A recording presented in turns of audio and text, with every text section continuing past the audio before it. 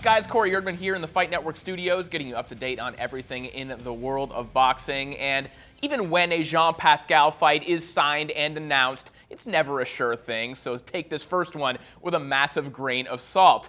The rumor has been that Pascal will return to the ring on December 6th at the Bell Center in Montreal, Quebec, possibly on the same card as Lucien Boute's return against Roberto Belanti. Now, Pascal has confirmed to both RDS and TVA that he will likely be facing Donovan George. Pascal told TVA, "I'm happy to be facing Donovan George. He went 12 rounds with Adonis Stevenson, so this will give fans a chance to compare." George was stopped in the 12th round by Stevenson in 2012 and struggled in subsequent fights, drawing with David Lopez and getting stopped by Caleb Truax in an ill-advised trip down to middleweight. But the Bomb scored a career-reviving victory over Dyad Davis earlier this year, picking up the lightly regarded IBO strap in the process. Pascal has been campaigning for a fight against Stevenson, but the sticking point seems to be over the percentage split of the purse. This fight would serve a few purposes for Pascal. For one, he'd be able to knock off some ring rust and fight twice in a year for the first time since 2010. But from a negotiating point of view, this card with him and Bute on the same bill is likely going to draw well, lending credence to his insistence that he should be the A side against Stevenson.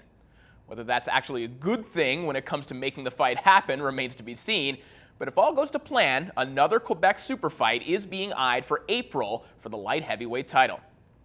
Scott Quigg, meanwhile, is going to need a new opponent for his November 22nd defense of his WBA super bantamweight title.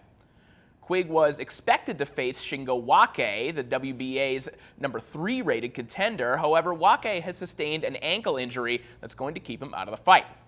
Now, when the fight was initially being scheduled, Wake was a co-candidate along with former champion Joseph Agbeko. Although there is still an outside chance that Agbeko gets the fight on a month's notice, it's more likely that Quigg will face Hidenori Otake instead.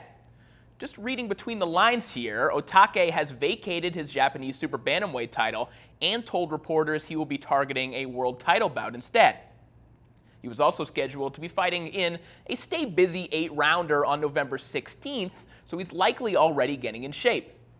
Hennessy Sports, meanwhile, is trying to bait Quigg into a fight with their charge, Kid Galahad, recently offering the champ $641,000 for the fight, claiming he then turned it down. Quigg's promoter, Eddie Hearn, told IFL TV that his targets for next year are Carl Frampton and Leo Santa Cruz, but if both are not available, they'd be happy to make the fight happen with Galahad. And lastly, it's possible that we will see the conclusion of the trilogy between Brandon Rios and Mike Alvarado before year's end. Top-Rank boss Bob Arum told ESPN that he's targeting a December 20th date for the third fight, with HBO broadcasting the event. The company has also put a hold on the First Bank Center just outside of Denver, Colorado for that date. Arum alluded to the fact that with Canelo Alvarez's December fight falling out, that the network has money allotted that it has to spend before the year is done.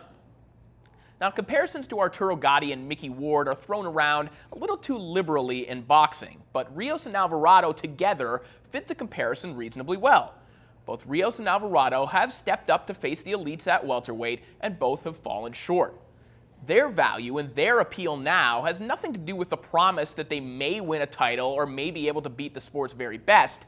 It lies in the guarantee that they will be in thrilling fights every single time out.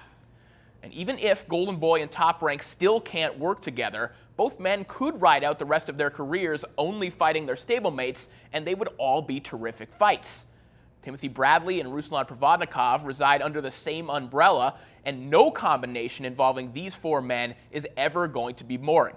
So apparently, we won't be able to file our Fight of the Year ballots until December 21st this year. That's it for today's boxing news. For more on the sweet science, log on to FightNetwork.com and follow us on Twitter @FightNet.